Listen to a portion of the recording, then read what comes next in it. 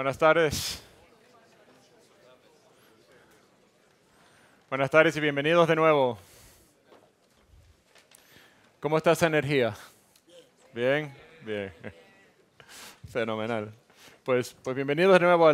Ahora ya comenzamos la parte de la tarde de este programa. Hemos pasado la mañana realmente analizando España, mirando muy introspectivamente y también alrededor, ¿no? De realmente, bueno, cómo es España, analizando nuestra situación y tratando de entender mejor nuestra situación como país. Y ahora, después de la reflexión que hemos hecho, y todavía nos queda la pregunta de modestia, o sea que por favor mantengan eso en mente, ahora es mirar hacia el futuro y realmente decir, bueno, vamos a hablar de acción, vamos a hablar de cómo podemos catalizar acción positiva en España. Y para eso proponemos que hay realmente dos motores que vemos como clave en ese esfuerzo. Y uno es el emprendimiento y el otro es la innovación. Y eso vamos a dedicar las próximas dos charlas de esta tarde. El emprendimiento, como bien sabemos, no es nada nuevo a España necesariamente, es algo que tiene mucho tiempo en España, pero sí ha tenido un cierto resurgir y un cierto renacer por causa de los tiempos difíciles también que se han pasado y también lo que eso alenta a tratar de hacer cambios nuevos en lo que es el negocio y en lo que es la aproximación a tratar de sacar una economía hacia adelante. Y a raíz de eso hemos visto en España en los últimos 5 o 6 años es un gran renacer de muchos nuevos startups que se llaman startups y de incubadoras y de nuevos proyectos que se ven alrededor del mundo y alrededor también de España. ¿Y eso qué implica? Eso implica también una cierta trayectoria y un viaje que emprende un emprendedor, que es de ir de emprendedor a ser empresario. Y entonces, lo que quisiéramos hacer esta tarde, bajo la conducción del panel de María Benjumea, a quien voy a presentar en un momento, es analizar esa trayectoria de lo que es empezar como un emprendedor y llegar a ser empresario. ¿Y qué es lo que es esa experiencia? ¿Y cómo es esa trayectoria? ¿Y qué es lo que sentimos en esa experiencia? Y María Benjumea, para muchos no necesita realmente mucha introducción, pero María lleva mucho tiempo trabajando en el mundo del emprendimiento. Es la presidenta de Startup Spain. Y desafortunadamente a mí aquí se me ha ido la tecnología. Pero de la mano de María Benjumea, Startup Spain ha crecido en los últimos años y ella ha desarrollado una serie de proyectos para el emprendimiento aquí en España, incluyendo un summit anual, una conferencia parecida a esta, en el cual creo que Alteza ha participado también en ese foro o en uno de las iniciativas, ¿correcto? Y entonces, y está realmente siendo una de las voces para lo que es el emprendimiento nuevo aquí en España. Me vas a tener que perdonar, pero desde control se ha ido aquí el guión, pero estoy seguro que lo puedes intercalar a la vez. Pero, señores y señoras, María Benjumea, y muchas gracias a los panelistas. Muchas gracias, José, por tus palabras. Alteza, muchas gracias por estar aquí, porque para nosotros, los emprendedores, los startuperos, como yo nos llamo, el señor es el alma, porque está apoyando todas las iniciativas que es sobre emprendimiento y, desde luego, Spain Startup de South Summit, que vamos a hacer en este año, es el presidente del Comité de Honor y además es para nosotros un auténtico lujo contar con él y contar desde el principio con su apoyo. Muchas gracias a los organizadores, la verdad es que ha sido un auténtico lujo estar aquí todo el día, todas las ponencias, las personas, la organización de la Universidad Georgetown ha sido increíble. Muchas gracias al presidente, vicepresidente y a todos. Como decía José, España es un país de emprendedores. Y además es un país de emprendedores, pues no tenemos nada más que echar una vista a la historia y encontrarnos que en todos momentos hemos tenido, desde el descubrimiento de América, a los que se han ido y han montado las grandes empresas, como repasar todo lo que hemos oído aquí, las grandísimas empresas que tenemos, no solamente en España, sino por españoles fuera. Esta es una mesa que representa la nueva España y no tenemos nada más que vernos. Es el único panel en donde estamos mitad de hombres y mitad de mujeres. Y además estamos decididos a ser marchosos. Y pobre de mí como no lo sea, porque tengo aquí uno a mi derecha que me puede meter todavía más caña. Porque es verdad que hemos tenido un impasse en donde parecía que aquí triunfaba más el ser funcionario y que se comparaba permanentemente que en España el 70% de los universitarios quieren ser funcionarios, mientras que en Estados Unidos es el 70% los que quieren ser emprendedores. Pero, señores, eso ha vuelto a cambiar de nuevo.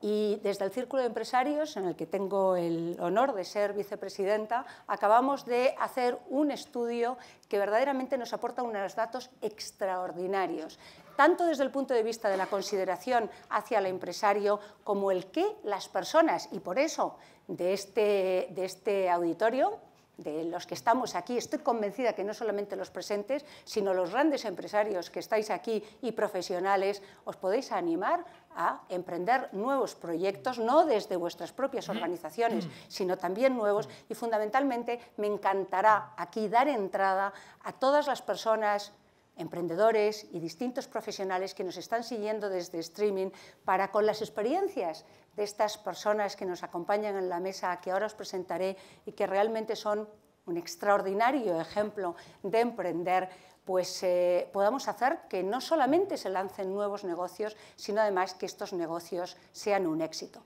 Refiriéndome a la encuesta realizada y diciendo que verdaderamente eso que nos preocupa tanto, que la cultura española está cambiando y está cambiando muy rápido. De los 1.500 encuestas que se han realizado por Metroscopia, todo tipo de perfiles, absolutamente de forma equilibrada entre las personas que quieren desarrollar su trabajo trabajando por cuenta ajena y las personas, ya sean directivos o ya sean estudiantes de formación profesional, y de ahí hay todo tipo de niveles y variedades, quieren hacerlo montando su propio proyecto. Pero la pregunta y la contestación que más me ha gustado es cuando se les pregunta ¿qué querréis para vuestros hijos? Escuchar, el 53% de los padres quieren que sus hijos sean empresarios / emprendedores. Es un cambio en la sociedad española verdaderamente extraordinario que tenemos que potenciar. Pero también se dice, no, es que se emprende por la crisis. De los 2.000 proyectos que nosotros recibimos el año pasado en Spain Startup and Investor Summit, les preguntamos que por qué emprendían. ¿Emprendían por necesidad o emprendían por oportunidad? El 95% emprendía por oportunidad. El rasgo o el abanico de edades sobre los proyectos recibidos era muy amplio. Si esto lo estamos uniendo con que realmente vivimos un nuevo paradigma, el mundo está cambiando a velocidad de vértigo y es que necesitamos hacer las cosas de otra manera. Ya no se pueden hacer de la misma. Y hay un tema que es muy importante y es las necesidades de innovación. A mí me encantan las palabras que aquí se están utilizando permanentemente: talento, creatividad, innovación, desarrollo, etcétera, etcétera. Y eso es lo que necesitamos para adaptarnos a estos nuevos tiempos. Con lo cual, esta innovación y esta apuesta por los emprendedores, que gracias a Dios, y yo aquí veo a muchas empresas representadas que ya están trabajando en innovación abierta porque se dan cuenta que dentro de sus organizaciones es imposible generar esa innovación permanente que se necesita para desarrollar su negocio y que para España nos es absolutamente necesaria porque eso nos da riqueza, nos genera oportunidades, desarrollo y además creación de muchas oportunidades de puestos de trabajo, porque donde de verdad se crea el empleo es en las pequeñas empresas. Bueno, a mí me encanta el título de este panel. Nos lo ha dicho José, es el resurgir, emprendimiento, el resurgir de un nuevo modelo de negocio. Y nos acompañan aquí 7 personas extraordinarias. Me gusta también, además, mucho el enfoque que desde la universidad se ha dado. El que podamos unir 4 proyectos de startups, emprendedores, jóvenes, sobre todo de cabeza, pueden ser de cualquier edad, pero en este caso concreto, todos jóvenes, con 3 personas que también son jóvenes, todas ellas, pero ya de proyectos, es que aquí tengo a mis veteranos, en este lado de la derecha tengo a los veteranos, proyectos ya consolidados, proyectos de segunda generación, proyectos que han sido capaces de crecer además con figuras tan importantes y tan complicado para poder seguir pasos como es un gran emprendedor en la primera generación. Presentaros muy rápidamente a Tomás Pascual. Empiezo por los veteranos, pero creo que voy a ir alternando veteranos con startuperos. Bueno, Tomás Pascual, que todos conocéis, es el presidente y segunda generación, hijo de fundador de la Corporación Empresarial Pascual. Él es ingeniero industrial por la Universidad Politécnica de Madrid y además MBA por la Sloan School of Management. Tomás tiene un saber hacer increíble porque desde muy joven ha pasado por todas las áreas de su empresa, con lo cual el conocimiento que tiene para desde dentro emprender y además identificar nuevos proyectos para saber cómo puede dinamizar mucho más la marcha de su economía es extraordinario y luego nos contará él mucho más sobre el tema. Carlota Mateos al extremo a mi izquierda, que también seguro conoceréis todos, fundó su compañía en 1996, solo con 20 años, y montó Rusticay. Rusticay empezó siendo un proyecto de un hotelito rural. Yo me lo he llevado muchas veces a muchos foros porque es una maravilla escucharos. Pero es que en este, y luego hablaremos del tema de la reinvención tan importante en el emprendedor, reinventó absolutamente su negocio y en este momento su marca es una marca internacional que tiene más de 250 hoteles y que en Fitur 2011 presentaron algo tan importante como fue la suite sostenible y viajera. Tenemos a Hortensia Roig. Bueno, de Hortensia Roig no me puedo privar en decir que es premio extraordinario de su carrera, licenciada en Derecho. Tenemos aquí varios premios extraordinarios. Esto es una mesa absolutamente de lujo. Bueno, siempre le ha fascinado tanto la docencia como la empresa, con lo cual, como ella dice, está feliz con el proyecto que está liderando, que es EDEM, que es una escuela de formación de empresarios.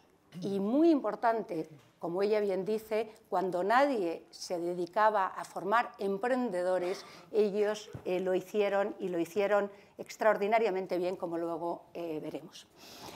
Alejandro Cremades, que es el segundo de mi izquierda, de la parte de los startuperos, es el fundador de la plataforma de equity y crowdfunding para startups, que es Rock the Post.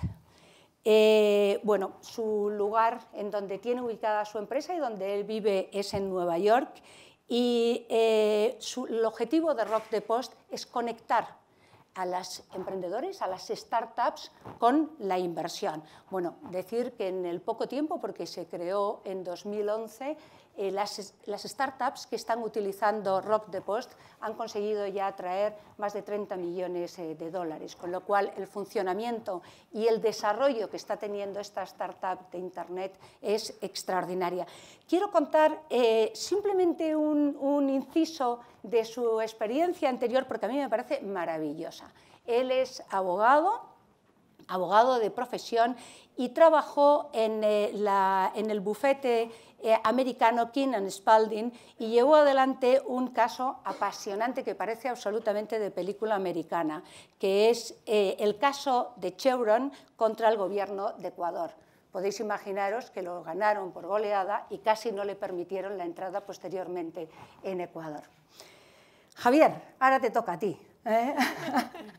Javier López de la Madrid, es presidente de Tresis, es abogado, es licenciado en Ciencias Económicas y Empresariales, es consejero delegado del grupo Villar Mir y, bueno, intercala absolutamente proyectos emprendedores, como startup, que lo deberíamos de tener a la izquierda, con la gestión de empresas sólidas, consolidadas, pero lideradas por un emprendedor nato que vamos a tener a continuación también aquí en otro panel, como es Juan Miguel Villar Mir.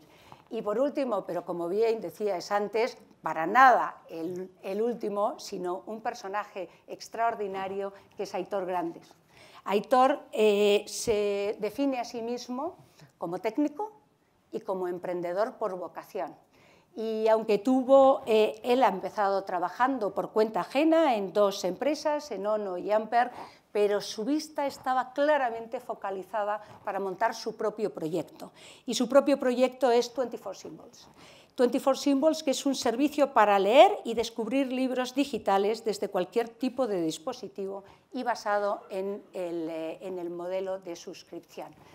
El desarrollo que está teniendo 24 Symbols en este último año está siendo extraordinario después de asociarse con el Grupo Zen, que posteriormente también nos contará. Y ya sin más preámbulos, que vosotros después ya... ¡Uy, por Dios! Pero si me olvido de la más importante, la que más me gusta, que es, perdóname, Marisol. Marisol García, además tiene un proyecto maravilloso, es la directora de la Fundación Haz lo Posible. Es licenciada en Ciencias Económicas y Empresariales y además tú eras la segunda premio extraordinario de carrera, no me podía olvidar de ti. Y Marisol compatibilizó el trabajo desde 1999 en Haz lo Posible como voluntaria trabajando desde Accenture. Y ya en 2007 se incorporó como directora general de la Fundación y desde ahí has desarrollado proyectos tan extraordinarios como hacesfalta.org. Me encanta cuando hablo con Marisol, cuando hablo con todos, porque el objetivo de Haz lo Posible es facilitar a las personas y a las empresas que realmente quieren apoyar y desarrollar al máximo los proyectos de las ONGs. Con lo cual, ahora ya sí, creo que no me he dejado a ninguno y esto ha sido por ir intercalando de un lado a otro. Me había quedado sin una parte de la izquierda y quisiera empezar haciéndole una pregunta a Aitor. En cualquier caso, estamos abiertos. Cualquiera de nuestros panelistas, cuando considere, puede decir que quiere hablar. Pero a mí me gustaría, Aitor, ¿por qué te hiciste emprendedor? Antes, en los paneles anteriores han hablado mucho del Madrid y ahora voy a hablar yo del Atlético de Madrid. ¿Os acordáis de aquella campaña tan famosa de papá, ¿por qué somos del Atlético? Pues esto es igual, no sabes muy bien por qué te haces emprendedor, ¿no? Es igual que la campaña aquella. En mi caso, creo que ha sido porque me quería dedicar a aquello que me apasionaba. Dicen que cuando dedicas muchas horas del día algo que no te gusta, eso genera estrés, y cuando dedicas muchas horas a algo que te gusta, pues es pasión, ¿no? Pues quería dejar un poco la empresa de la que venía y tener mi propio proyecto y bueno, encontramos la idea de 24 Symbols, de generar un servicio para leer libros digitales en Internet de una manera muy sencilla, con un pequeño coste mediante una tarifa plana y bueno, nos lanzamos a ello de lleno. ¿Qué significa para ti ser emprendedor, Javier?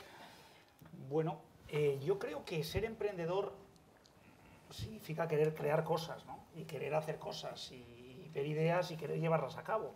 Y entonces, pues eso se puede hacer efectivamente desde el mundo de la empresa, pero es mucho más fácil cuando lo haces por ti mismo, ¿no? Yo he tenido la suerte de estar en un grupo familiar y soy consejero delegado de ese grupo, pero aún así he querido hacer otras cosas y la verdad es que no me he resistido a ello y las he hecho con distinta suerte, como los toros, pero eso es. Entonces yo creo que ser emprendedor es querer hacer cosas, ver la oportunidad y decidirte a hacerlas, ¿no?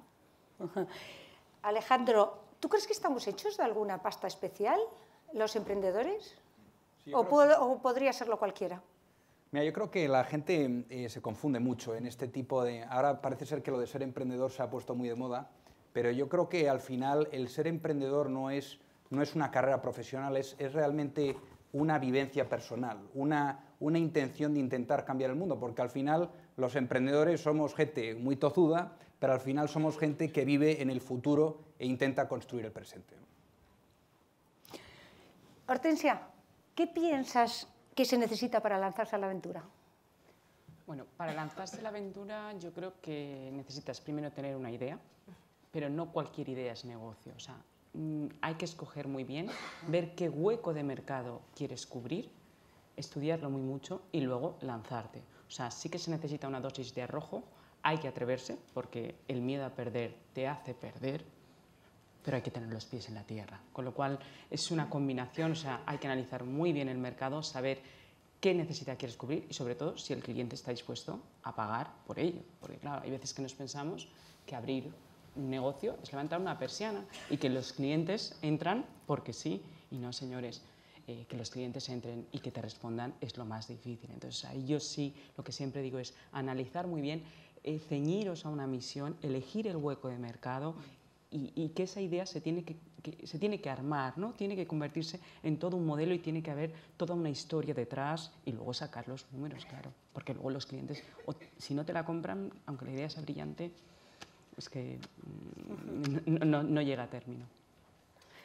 Tomás, tú eres segunda generación. Me encantaría que nos contaras tu opinión. ¿Cómo has vivido la transformación, es decir, el tomar el negocio siguiendo la estela de tu padre?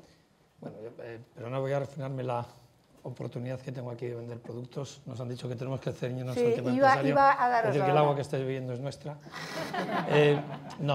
Yo tengo la inmensa suerte de haber vivido en primera persona una evolución empresarial. Es decir, mi padre fue emprendedor y emprendedor un poco al estilo de las startups, donde ves una oportunidad y utilizas lo que más sabes. Mi padre era vendedor y ves tus conocimientos de ventas para crear algo donde no tienes miedo al riesgo.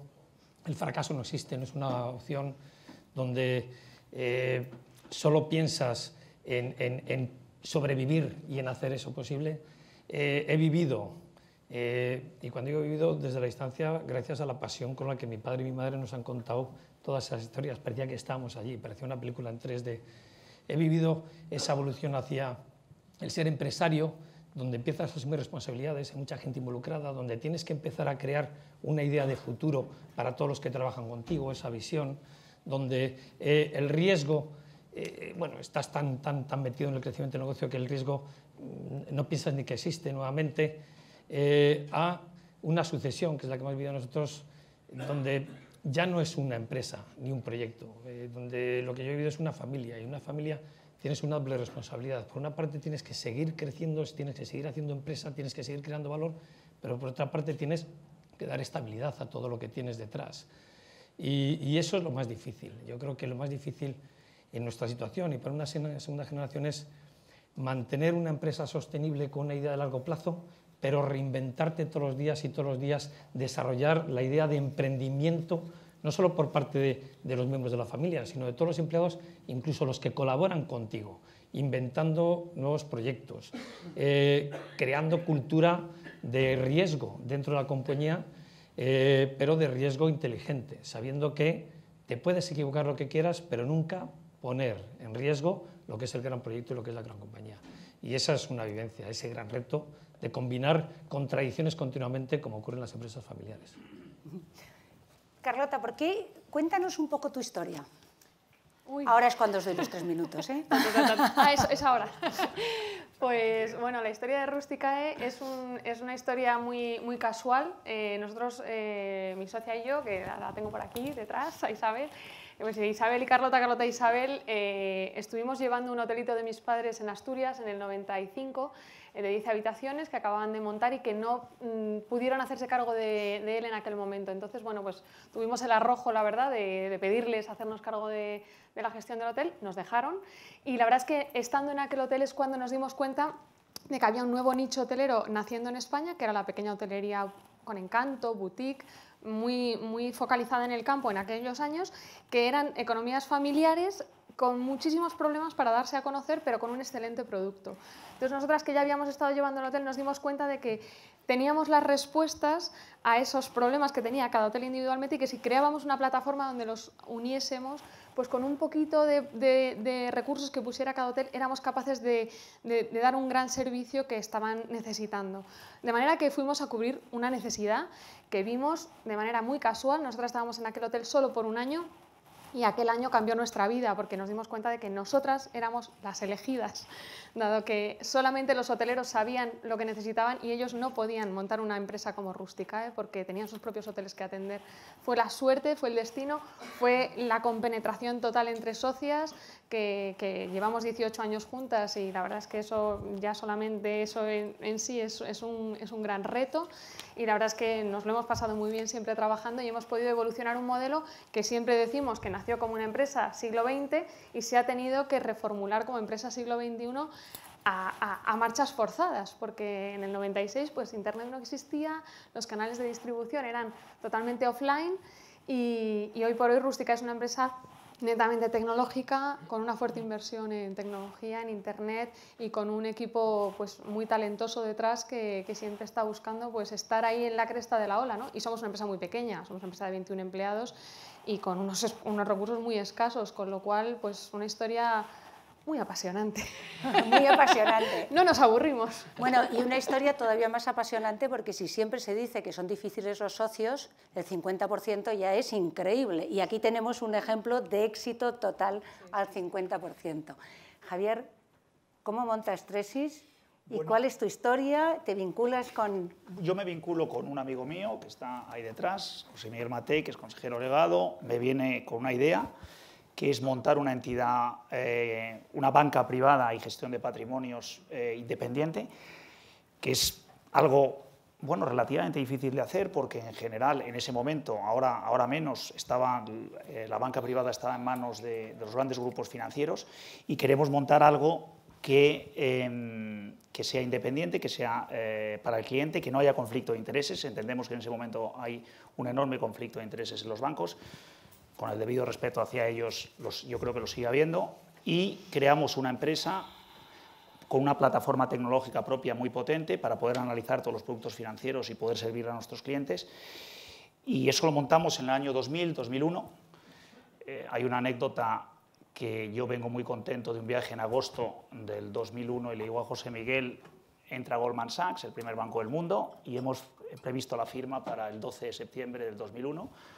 Y bueno, pues el 11 de septiembre estábamos reunidos José Miguel y yo y veíamos cómo Goldman pues, se esfumó durante unos meses porque luego llegó a entrar Goldman Sachs. Bueno, y hoy somos una empresa, somos como banca privada independiente, es decir, no ligada a un grupo financiero, somos la más grande de España. Tenemos cerca de 3.000 millones de euros de nuestros clientes. Tenemos 90 empleados más de 60 agentes que cubren el territorio nacional y damos todo tipo de servicios.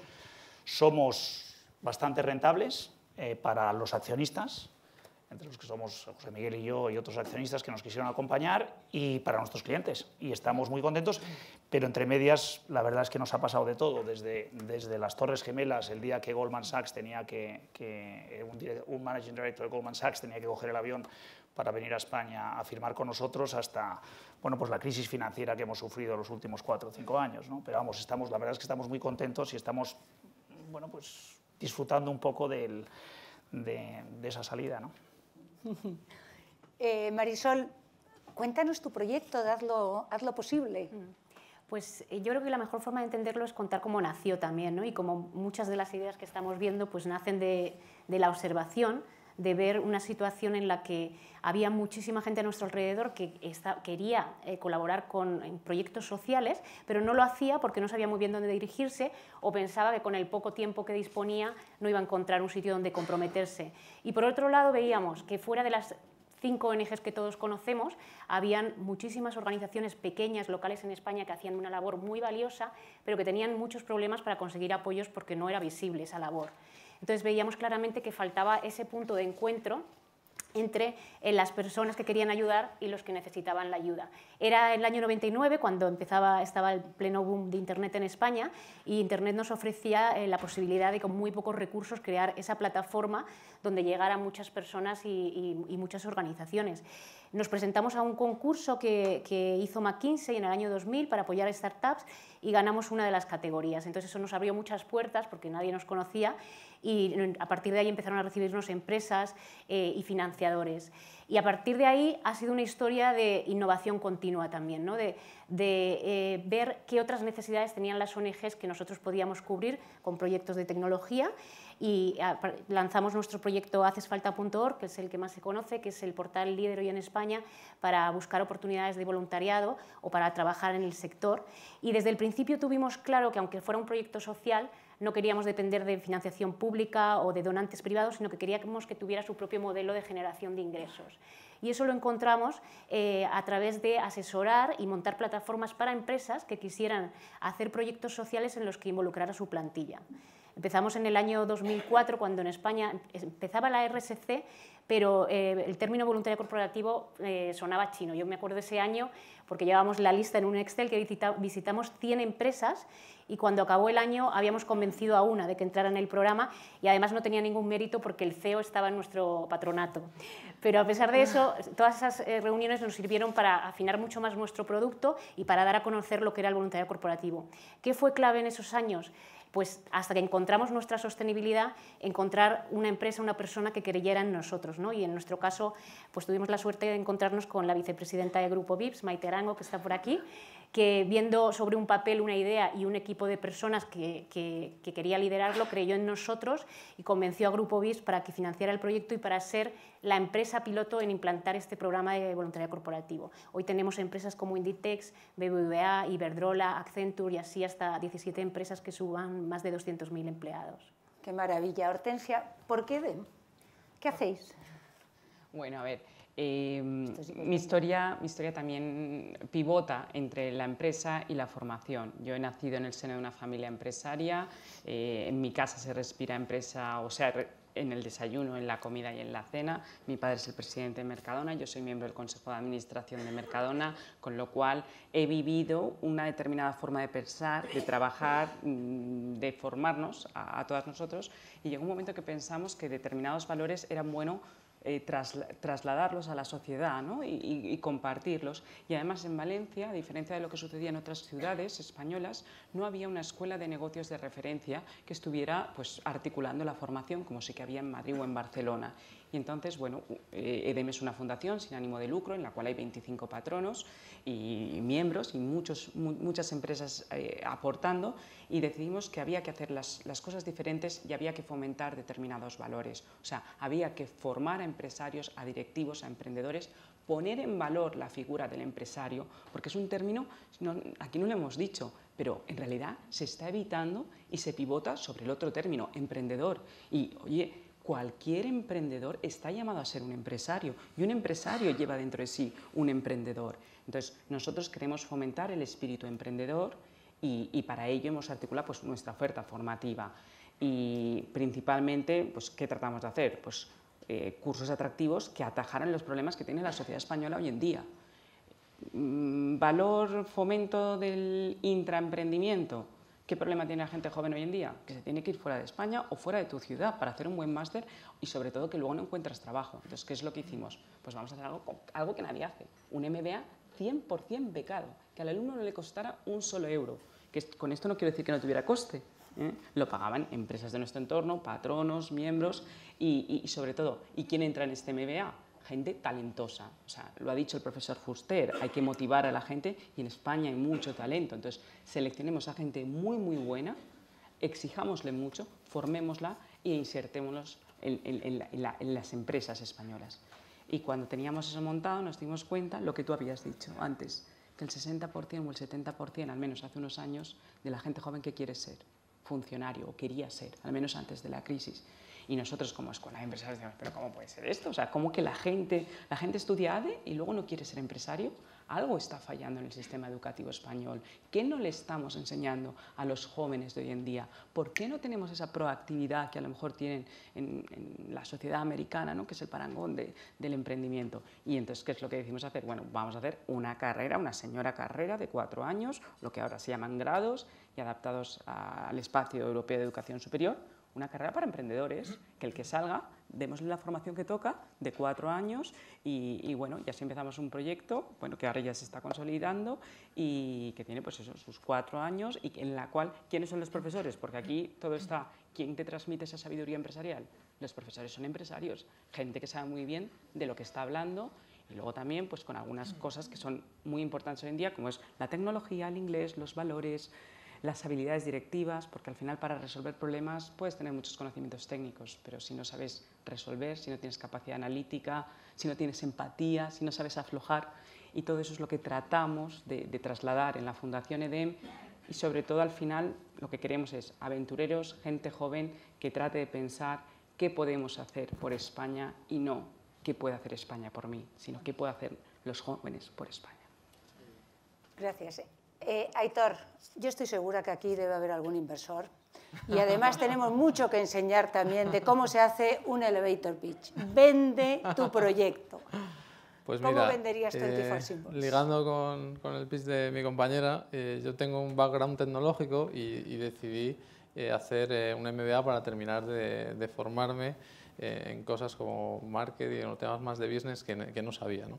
Entonces, mientras estaba haciendo un máster de Digital Business, estábamos analizando casos de éxito, como puede ser Netflix en Estados Unidos, que es un servicio de suscripción para vídeo, o Spotify, que es un servicio de suscripción para música, y pensé que por qué no existía el mismo servicio para los libros, ¿no? Un servicio de suscripción para libros, que pagaras una pequeña cuota al mes y pudieras acceder a millones de títulos en un instante desde cualquier tipo de dispositivo. Esto ahora es muy sencillo pensarlo, pero en aquel entonces era el 2010 y todavía no habían llegado los primeros iPad a Europa. Nos adelantamos un poco a lo que ocurrió luego en el mercado. El caso es que tenía un blog por aquel entonces para el resto de alumnos del máster y profesores. Escribí la idea y gustó muchísimo y me animaron mucho a seguir con ello, así que lo conté en mi empresa y varios compañeros de empresa, donde también ingenieros, les gustó mucho y decidimos lanzarnos. Conseguimos un pequeño capital semilla aquí en España, de un inversor muy conocido, que es David Cantoya, que fue el dibujante de Pocoyo, que seguro que todos lo conocéis. Le gustó mucho la idea y nos puso un poquito de dinero. Con eso empezamos a desarrollar los primeros prototipos y a tener los primeros usuarios. Fuimos creciendo, entre tanto nos presentamos a todos los concursos y a todo lo que hay un poco en el ecosistema de startups. Nos presentamos a Seedcamp, que es la principal aceleradora que hay en Europa, como sabéis, es como el homólogo a Y Combinator en Estados Unidos.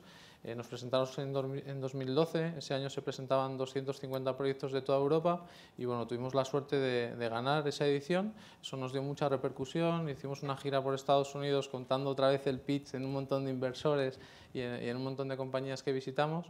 Pensábamos que ahí íbamos a conseguir el dinero, pero no fue así. Pasamos 15 meses bastante malos y al final bueno, conseguimos una ronda aquí en España razonable para el tamaño de nuestra compañía, la atracción que teníamos, etcétera, con el Grupo Z. El Grupo Z distribuye contenidos digitales a través de operadores móviles en todo el mundo y bueno, pues ahora estamos trabajando con ellos. Acabamos de lanzar en Rusia, hemos lanzado en muchos países de América Latina, siempre con la base aquí en Madrid, somos unas 20 personas, pero estamos lanzando el servicio en muchos sitios del mundo. Tomás, tu proyecto, tú eres emprendedor total y estás creciendo muchísimo. Bueno, es verdad que cuando se habla de grandes empresas se puede pensar que hemos perdido esa idea de emprendimiento y generalmente tendemos a hablar más de innovación.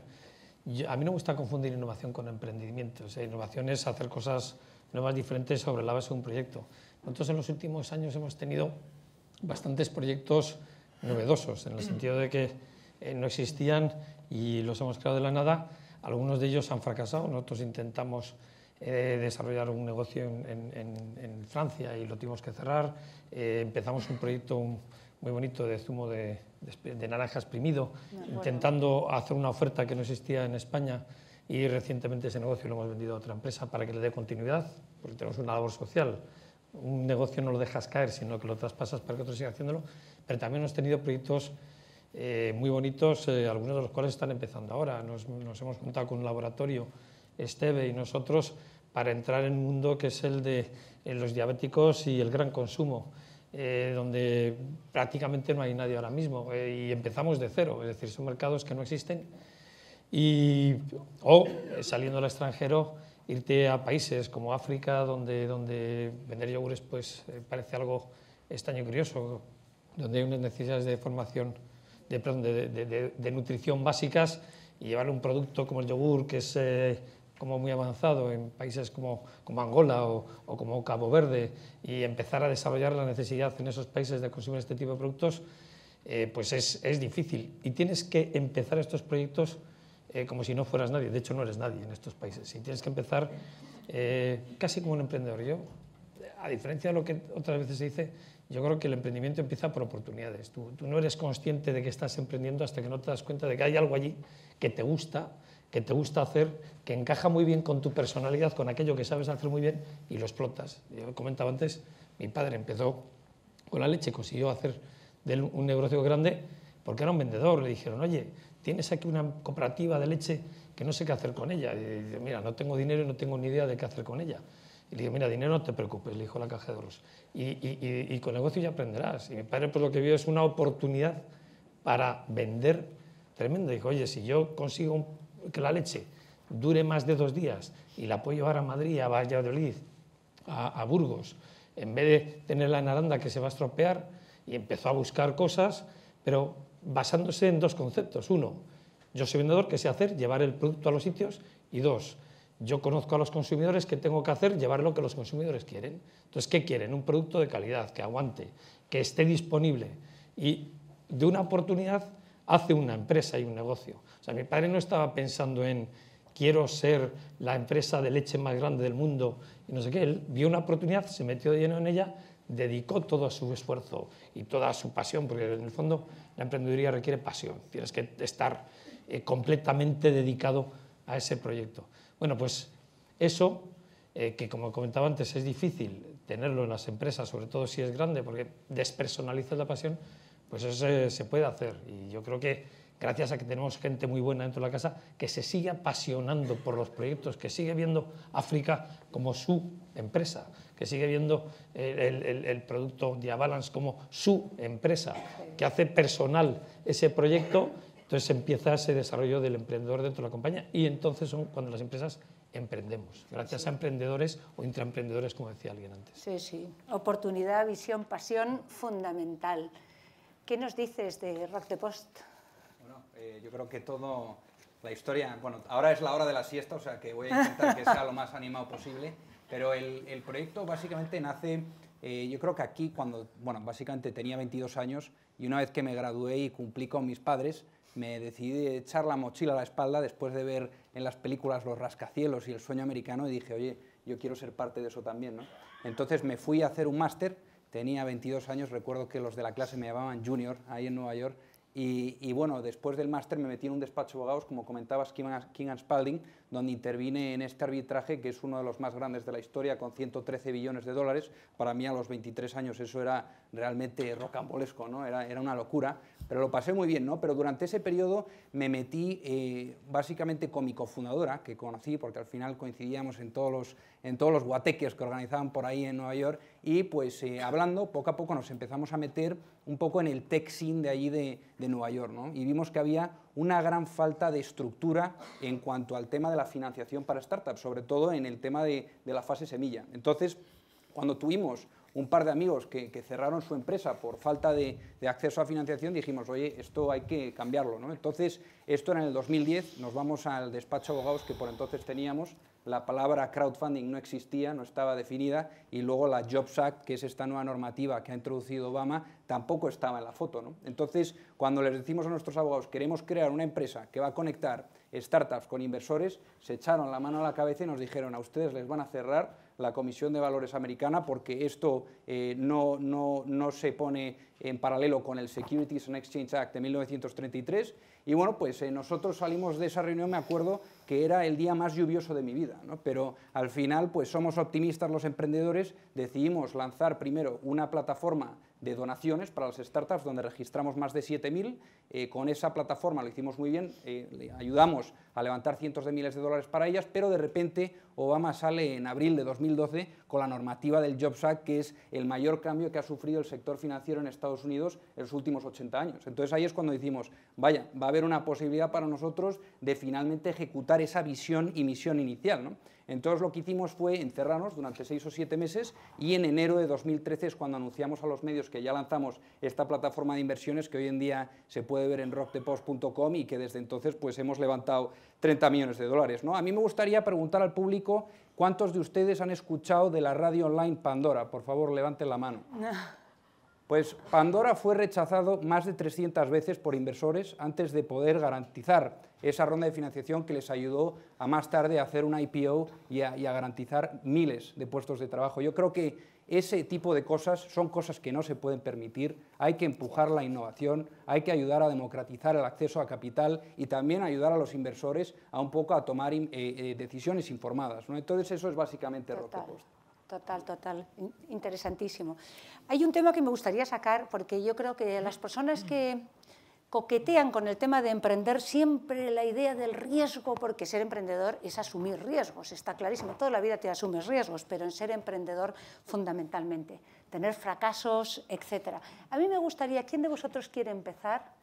Me gustaría, sí, pero ojo, vamos a tratarlo desde un punto de vista, como experiencia personal y además, si tenemos una audiencia de posibles emprendedores y además a través de streaming muchos de ellos, cómo los habéis superado y además de eso, cómo os ha hecho más fuertes para seguir emprendiendo. ¿Quién quiere empezar? Pues vamos, yo misma. Yo te cuento que la historia de Rústica es una historia con, pues en 18 años hemos conseguido tener un éxito notorio en cuanto a lo que la marca representa y cómo se percibe en el mercado, pero muchas veces nos llaman para dar conferencias, explicar el caso de éxito. Bueno, el caso de éxito, ¿qué es para usted el éxito? Porque yo desde luego, para mí el éxito es ir a trabajar en algo que me gusta.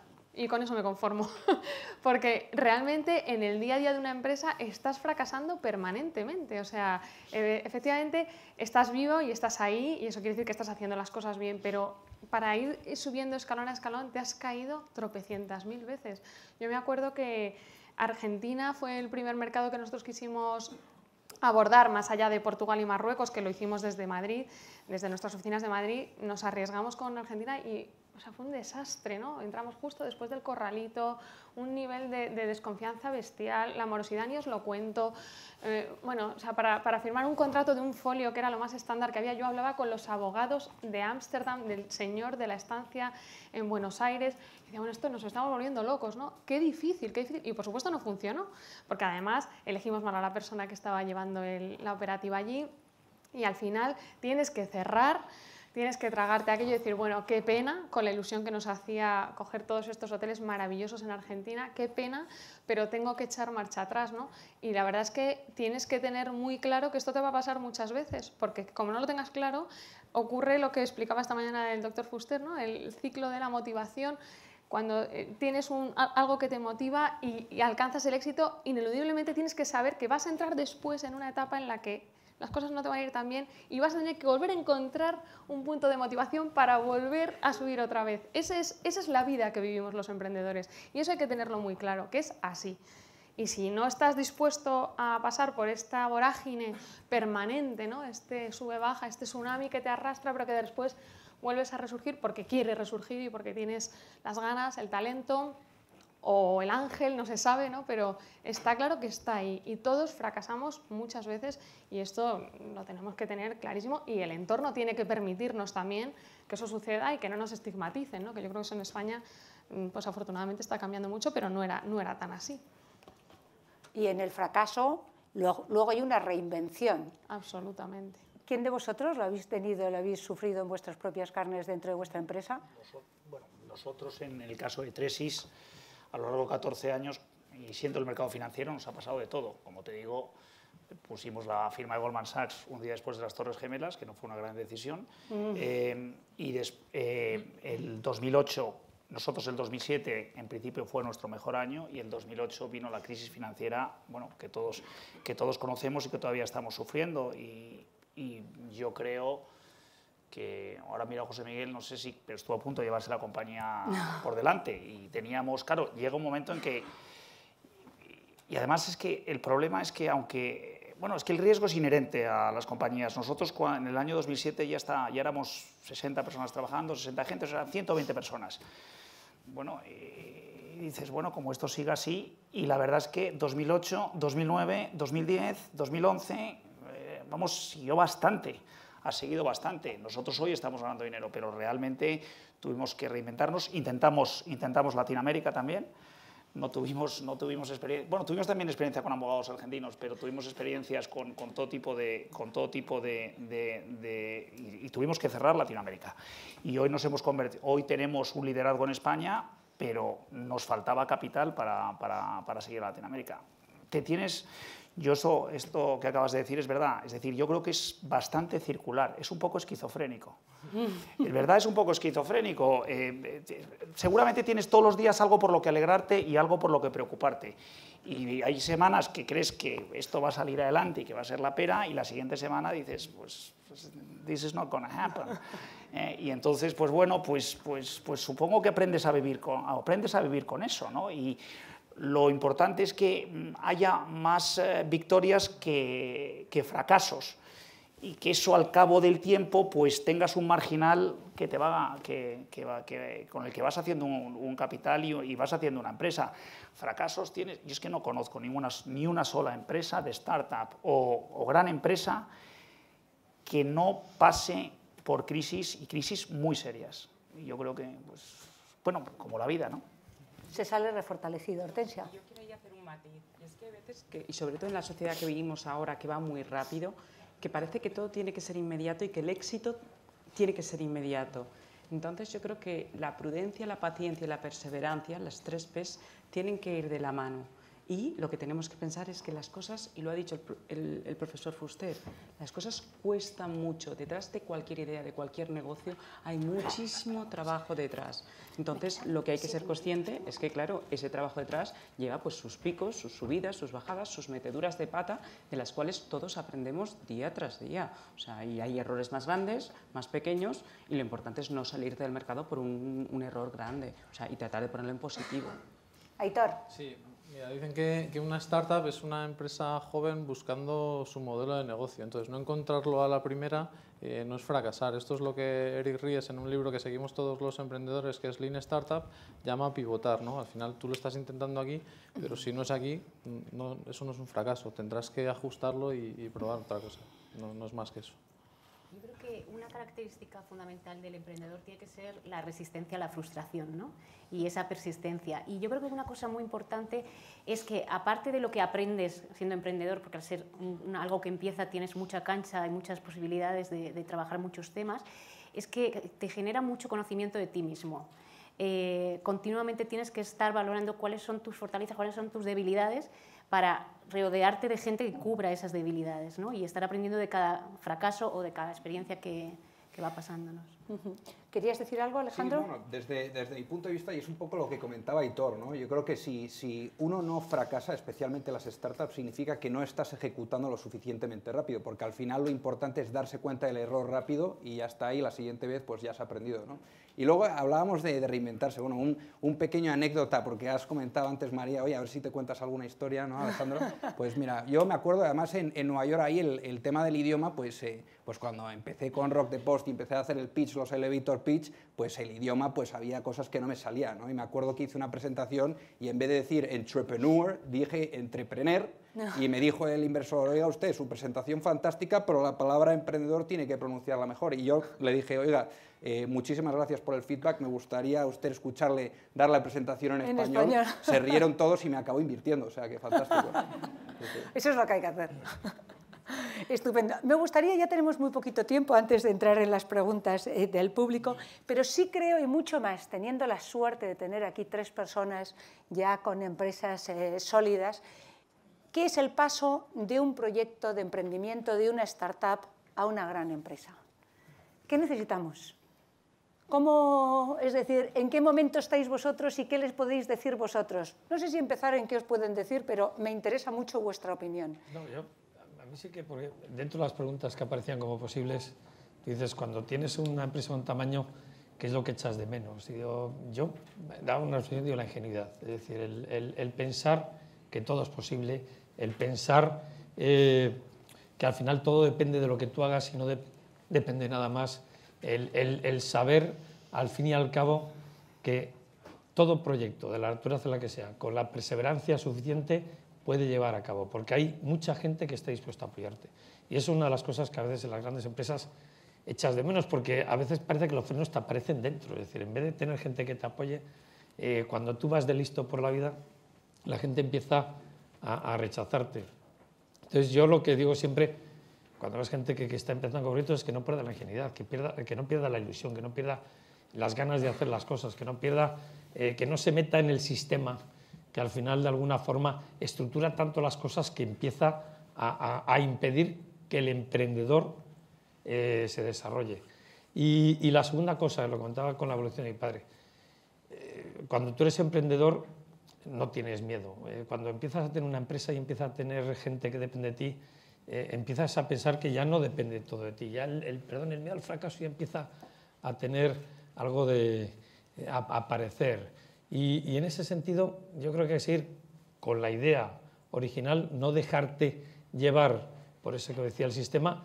Lo único que sí, hay que pensar el doble y hay que involucrar a la gente, hay que hacer que todos los que están a tu alrededor sean tan emprendedores de ese proyecto como tú mismo. Tienes que ser un líder visionario, tienes que ser capaz de aunar a todo el mundo en el mismo proyecto, pero no dejar de hacerlo, no pensar que porque el proyecto se puede acabar y puedes dejar a la gente sin trabajo, dejar de hacerlo, sino al revés, hacer que todo el mundo trabaje para el proyecto y hacer de ese proyecto un proyecto mucho más grande. ¿Qué os está costando más en esa transformación de emprendedor a empresa? Carlota. Pues nosotros probablemente es el acceso a los recursos económicos. O sea, nosotros llegamos a un momento en el que tenemos una empresa ya muy consolidada aquí, que va perfectamente, y cuando dices, bueno, venga, vamos a dar el salto, esta vez bien, porque ya lo de Argentina ya no lo hemos aprendido, nos vamos a Chile. Y entonces dices, venga, vamos a abrir de verdad el mercado latinoamericano y en paralelo el arco mediterráneo, entendemos que son dos mercados que conforman muy bien el ADN de Rusticae, la matriz. Y entonces, y son dos mercados que tienen una excelente oferta hotelera de alta gama, de hotelitos boutique pequeños, y ya en países que también tienen una demanda creciente. Entonces es el momento de hacerlo, tenemos el know-how, tenemos pues una trayectoria y sin embargo es verdad que cuesta el acceso a los recursos económicos, que yo estoy segura que si estuviéramos en Estados Unidos es que sería otra cosa, o sea, sería todo mucho más ágil y habría de verdad una apuesta por la trayectoria. Porque al final, nosotros llevamos 18 años, es que yo francamente, yo ya es que no me considero una startup, si es que ya son muchos años ya y muchos años demostrando que hemos sido capaces de identificar un nicho, de articular una oferta, de ponerla en valor y sin embargo también es verdad que estos años han sido muy complejos en el acceso a capital en general y a la financiación en particular, pero sí que nosotros desde luego en el momento en el que estamos, que ya lo que queremos es replicar el modelo a mercados naturales, yo creo que ese es el mayor obstáculo, incluida la financiación con dinero público, que también es bastante increíble los dineros que se están moviendo y cómo se están moviendo. Dices, bueno, en fin, yo desde luego ahí dejo mi tema. Bueno, se nos quedan preguntas en el tintero, pero ya entramos en las preguntas del público. ¿Quién quiere contestarme? ¿Qué necesita España para de verdad ser un país donde el emprendimiento sea la norma y no la excepción? Meterlo desde abajo, en la educación. O sea, la herramienta más potente que tiene un país, y esto no es una frase mía, es una frase de Nelson Mandela, es la educación. Es la educación. Entonces, el emprendimiento se tiene que meter desde abajo. En Estados Unidos lo hacen, o sea, que seamos proactivos, que hagamos las cosas, que pensemos que yo puedo y no, yo no puedo. La clave es meterlo desde abajo y desde el principio. Claro. ¿Qué medidas se pueden adoptar para que el fracaso empresarial no sea un estigma, sino un reconocimiento? ¿Quién quiere contestarme? ¿Heitor? Bueno, como decía antes, al final no es un fracaso, al final es como aprende a andar un niño, ¿no? Pues se cae y se vuelve a levantar y es la vida, ¿no? Al final yo no lo considero fracasos. Puedes hacer lo que comentábamos antes de Eric Ries de pivotar. Lo importante para mí es tener una buena actitud, es tener muy claro el proyecto, ser muy positivo. Creo que todo se puede aprender, como decía antes, pero hace falta una muy buena actitud. Te puede ir mejor o peor, pero si tu actitud es muy positiva y de que lo vas a lograr, lo vas a conseguir. Javier, una pregunta directa para ti. ¿Cómo se compatibiliza una responsabilidad en una gran compañía como el Grupo Villar Mir con una actividad emprendedora privada? Bueno, yo no sé si esa pregunta la ha puesto mi suegro, y supongo que la respuesta es que es malamente. Vamos a ver, Pues difícilmente, la verdad. Yo tengo la suerte de estar en un grupo familiar bastante grande, donde hay muchísima gente, tengo mis responsabilidades y luego tengo la enorme suerte, yo presido la compañía que fundé con José Miguel Matec, que es el consejero delegado, y es que está el día a día. Entonces, pues un poco con la esquizofrenia, ¿no? Tratando de ocuparte un poco de las dos cosas y seguramente ocupándote mal de las dos, ¿no? Por eso seguramente si preguntas tanto a los responsables del Grupo Villarmir cómo me ocupo yo del grupo, o a los responsables de Tresis, cómo me ocupo yo de Tresis, ninguno de los dos diré que esté haciendo una gran labor, ¿no? Pero bueno, estoy ahí y me organizo como puedo, la verdad. Pero yo creo que eso de verdad nos pasa a todos los emprendedores, te organizas como puedas, porque a medida que vas creciendo en la empresa, de verdad, y además cuando creas una empresa, de verdad, empiezas a hacer un poco de todo, ¿no? Y bueno, pues yo lo sigo haciendo, a lo mejor es un poco, es hiperactividad, supongo. Eso es bueno, eso es bueno. Alejandro, hay otra pregunta directa para ti también. Si en España ves tantas oportunidades para emprender, ya te puedes imaginar, ¿por qué creaste Rock the Post en Nueva York y no en Madrid? Sí, bueno, yo tiendo a ser muy diplomático normalmente, pero bueno, me han tirado la lengua aquí. Yo creo que veo que hay un monopolio muy grande, sobre todo desde el punto de vista de financiación, veo que hay fuga de talento ahora mismo. Muchas personas, muchos amiguetes que son de hechos españoles, les ves pues, que crean empresas fabulosas en Estados Unidos y que las venden por 30 o 40 millones y eso es algo que sería inaudito aquí en España a día de hoy. Yo creo que esto tiene que cambiar. Hay una cultura aquí en la cual en el proceso de fase semilla, sobre todo, es más o menos fácil porque el mayor fondo igual tiene 40 millones, pero cuando te metes ya en una etapa de, como llaman, de growth stage y necesitas hacer ronda de expansión, aquí no hay fondos que puedan ayudar y aportar soporte a estas startups, con lo cual para mí desde un proceso muy inicial dije desafortunadamente me tengo que ir a Estados Unidos, pero cuando vuelva a España voy a volver con fuerza y voy a hacer el give back, como dicen ahí, ¿no? En Estados Unidos. Ahí, sí. Marisol, ¿crees que la versión arreglo al riesgo es compatible con el emprendimiento, aunque antes... Es decir, creo que no. ¿Crees que no? No, que continuamente en el emprendimiento lo que tienes que estar es asumiendo riesgos y desde el momento en que decides emprender ya estás asumiendo un riesgo. La mayoría de los que estamos aquí hemos dejado en este lado, ¿no? Pues dejamos un trabajo con una nómina y con mucha seguridad, con una trayectoria para empezar algo que no te daba ninguna garantía. Entonces tienes que además tener mucha capacidad de adaptación al cambio, ¿no? Y de ser una persona y una entidad muy flexible para ir adecuándote a cómo cambia la sociedad que está cambiando continuamente. Hay perdón que te interrumpa, pero yo de todas maneras esto de la versión al riesgo, es decir, yo es que creo que ha cambiado, el mito del trabajo para toda la vida ya no existe, es decir, el riesgo lo tienes y nosotros y todos tenemos amigos nuestros que están en puestos de responsabilidad y luego a lo mejor lo hacen extraordinariamente bien, pero en su matriz no lo han hecho bien y se han quedado sin trabajo. Entonces yo creo que la vida es un riesgo continuo. Entonces la verdad es que te arriesgues más. Hombre, cuando eres empresario tienes una mayor, si lideras un proyecto tienes una mayor exposición pública a ese fracaso. Pero de verdad el riesgo, es decir, ya se acabó el trabajo de que trabajaba para la IBM, que la terminó comprándolo el Lenovo, ¿no? Yo creo que el riesgo es absolutamente inherente y el riesgo lo tienes incluso los funcionarios del Estado, ¿no? O sea que yo creo que es una cosa que supongo que Hortensia le gusta decir bastante, ¿no? Coincidimos todos. Hay una pregunta para ti, Carlota. Perdón, Alejandro. Sí, un pequeño comentario ahí. Yo creo que aquí en España también hay un tema cultural, ¿no? Yo creo que estamos hablando del riesgo y de emprender y de crear puestos de trabajo. Por ejemplo, en Estados Unidos el 65% de puestos de trabajo los crean las pequeñas empresas.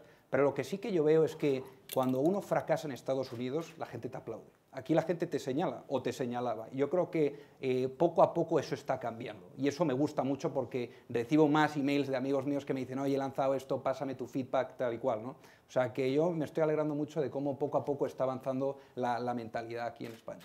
Me encanta ese enfoque, porque es verdad que hay un cambio significativo.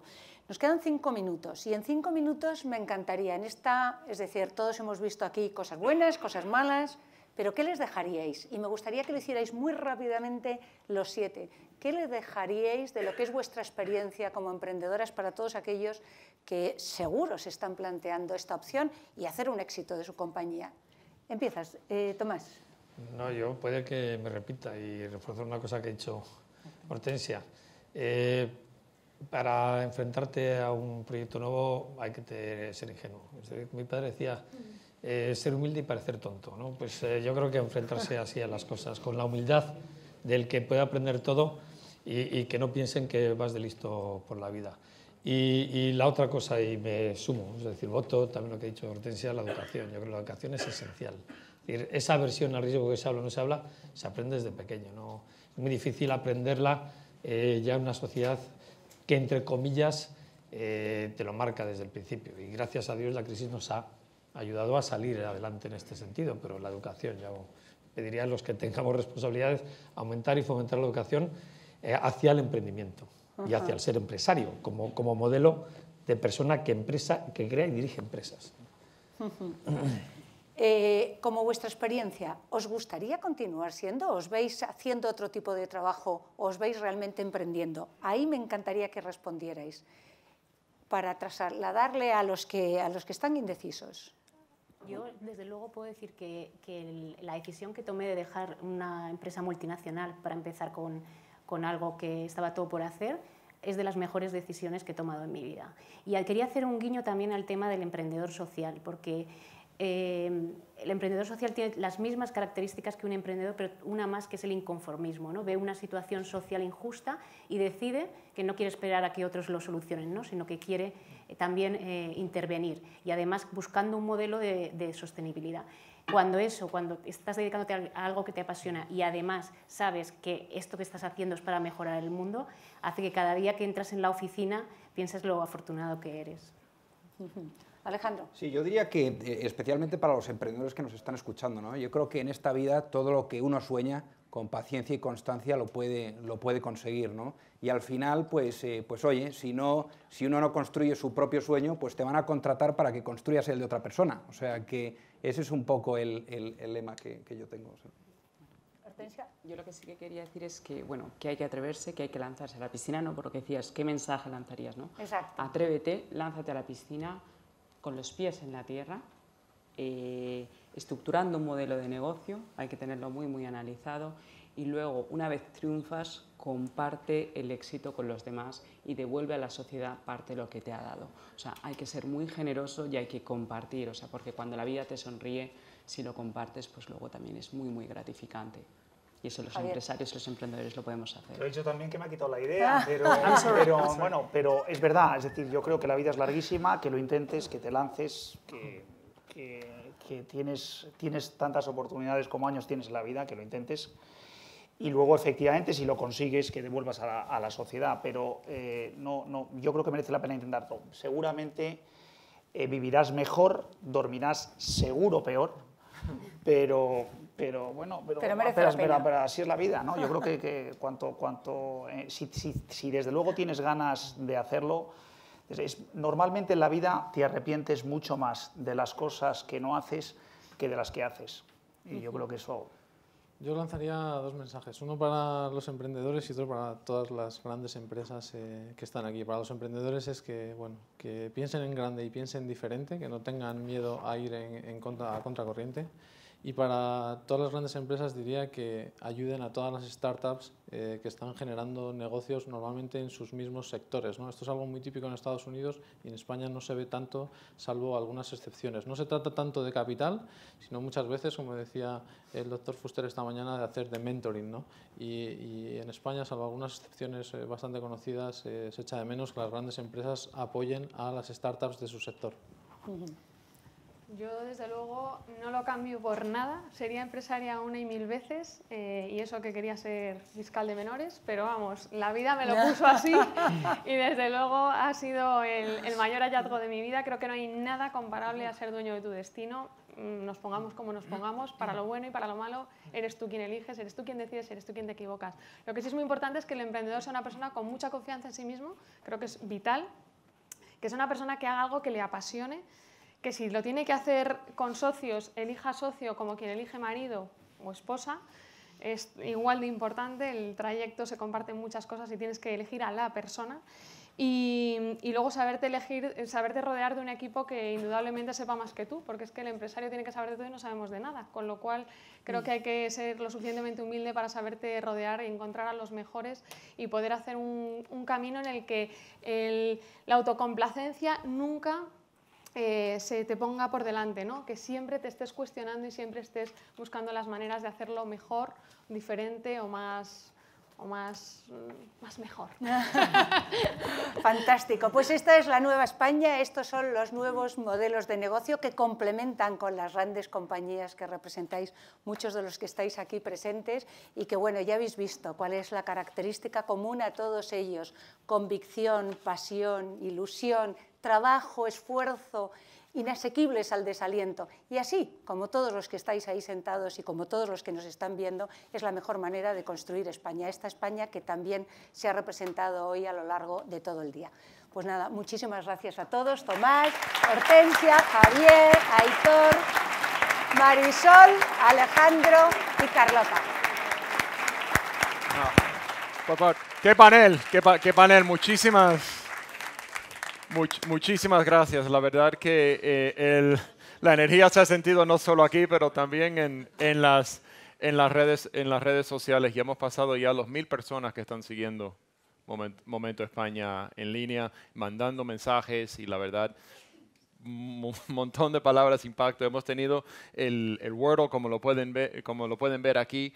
O sea, reinvención, innovación, impacto. La charla ha sido una realmente de lo que es acción, de lo que es el poder pensar en uno mismo, de lo que es poder emprender uno como persona, como empresario y tal. La verdad que os agradecemos muchísimo vuestra participación. Muchas gracias, especialmente a aquellos que han venido desde fuera de Madrid y os agradecemos muchísimo. Y ha habido también comentarios de estudiantes también, de bastantes estudiantes, y quería mencionar también que aquí en Momento España hoy están representadas 12 de las top universidades aquí de España y han venido sus rectores y están aquí presentes con nosotros aquí en Momento España y han traído un alumno representando el cuerpo estudiantil de cada universidad aquí en España. O sea que también les queremos dar la bienvenida y también está presente el director de la Cátedra del Príncipe de Asturias de Georgetown también, Dr. Jordi Garcés, que no sé dónde estará. Queremos presentar también. Como saben, es una cátedra que lleva bastante tiempo en Georgetown y muchas gracias. Lleva yo creo que 6 meses en Washington y todavía el invierno tan duro que hemos tenido no le ha asustado, así que creo que va a seguir, Dr. DeGioia. Bueno, pues muchas gracias. Queremos entonces en este momento, vamos a tomar una pausa, café, y volvemos aquí entonces a las 5:45. Vale, muchas gracias. A esta misma sala. Muchas gracias. Muy bueno.